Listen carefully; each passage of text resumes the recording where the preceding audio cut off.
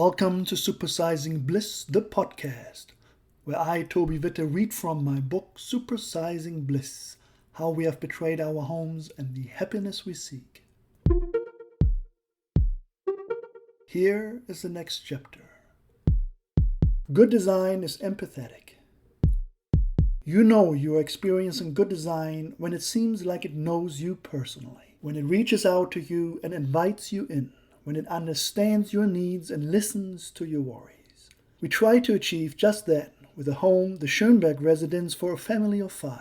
When we first set out, we did not have an inkling of the positive effect the home would ultimately have. 3 sisters, just a few years apart, received a wing of the home to themselves. They each were provided their own room, which we tried to shape properly with appropriate sizing, large floor-to-ceiling windows, and a potpourri of colors, each handpicked by the girls. We allowed these rooms to be an oasis of quietude and privacy for their individual sleep, play, and study. Experiencing the great bond the sisters had and the family as a whole, it became apparent something else was needed.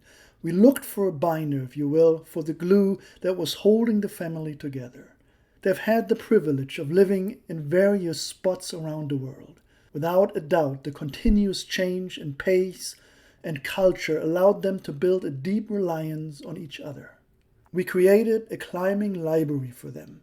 This was a space around which the 3 rooms of the sisters were grouped.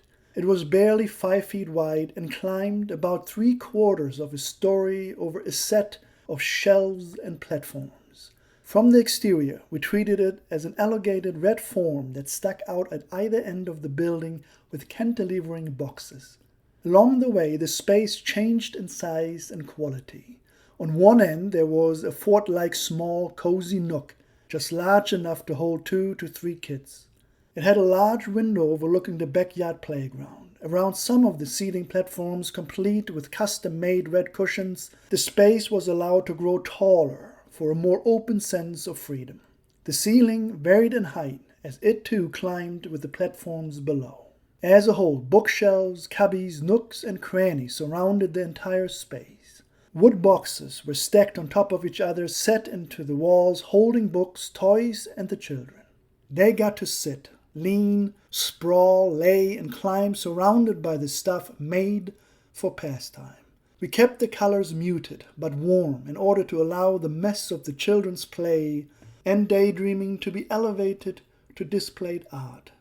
The narrowness of it all and the various textures and sound-breaking niches created quiet spatial eddies. To our delight, all of this worked to the benefit of the family as hoped for. For instance, after moving in, the family shared with us that cleaning up for visitors was a non-existent chore. Everything seemed to migrate into the myriad of boxes, shelves, and display cases by default. The stuff that was left around got pushed into the appropriate crevices for the next moment of play to happen. Clutter seemed to vanish simply because the inhabitable space was finite, and that which didn't vanish looked almost intentionally placed. The clients had been open to some wild suggestions, such as dark, almost black ceilings. Introducing a number of grays into a child's area of play must have been counterintuitive. But as a result, messes became the vestiges of a colorful life, beckoning for more playing, reading, and dreaming. They affirmed that the richness of curious probing, boredom, and adventurous travels of the creative mind are all supposed to happen, and that those are in fact the child's sole job to fulfill. After moving in, the family also discovered they could all 5 of them get comfortable, draped over the various steps and seats, and project a movie onto one of the adjacent walls. They created a built-in movie theater for a shared family experience. The terracing offered perfect individual seats, with handy trays for popcorn and drinks, grouping the audience together and joining them as a family. The best story, though, was shared by the mother. She confided in us that she would find herself curled up in her blanket during sleepless nights on the topmost and largest cushioned area. Egged on by a mom's anxiety that knows no easing, she found this spot to be a cure for rest. She would lie snugly in between the rooms of her 3 blissfully sleeping daughters. That top spot of the climbing library stuck out among the surrounding treetops.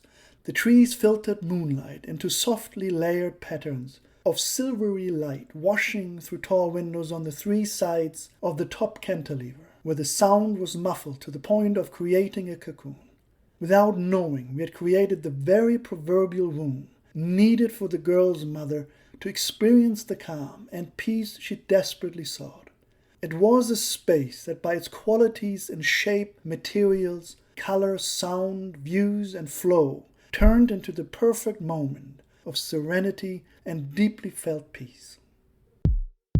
There you have it. This is the last chapter of the first section, Priming Bliss. We will take a short break before we come back with new episodes. I'm your host, Toby Witte, author of Supersizing Bliss, How We Have Betrayed Our Homes and the Happiness We Seek. Please go to supersizingbliss.com to order a copy of my book and find more information. When I don't talk to you, I design sexy, modern, sustainable homes in North and South Carolina and adjacent areas. Subscribe, leave a comment, and click on the links in the show notes.